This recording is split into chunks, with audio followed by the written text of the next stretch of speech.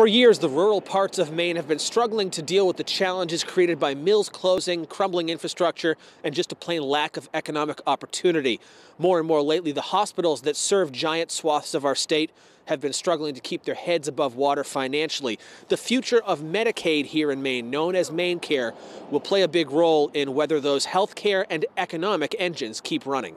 When I came back and started working in rural hospitals and realizing the disparities that happen to people because they live in rural areas, it became very important to me.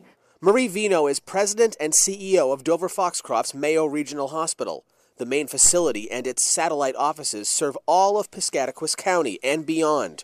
Some of the oldest Mainers in the oldest state in the nation, living in a geographical area the size of Connecticut. In fiscal year 2016, the hospital lost $1.4 million. In fiscal year 2017, it lost $1.7 million. Those numbers are close to 3% of the hospital's total budget. I'm not sitting here saying I think we're on the verge of closure, but every year we have to contract more and more in order to sustain in an environment where we don't have the appropriate reimbursement. Vino says every year the hospital spends between $2.5 and $3 million on charity care. She tells us 46% of the people who receive that charity care will qualify for Medicaid if lawmakers fund its expansion. So that would be reimbursement that we don't currently get.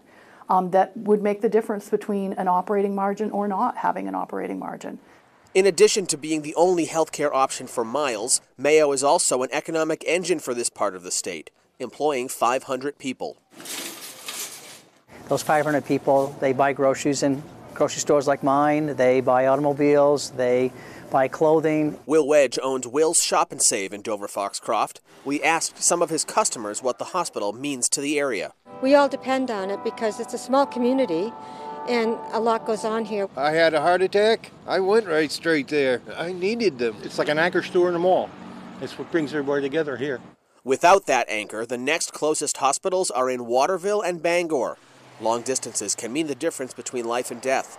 Those trips would also create financial burdens for many Mainers. Even having the gas in the tank to get to Bangor to receive health care services is a huge challenge.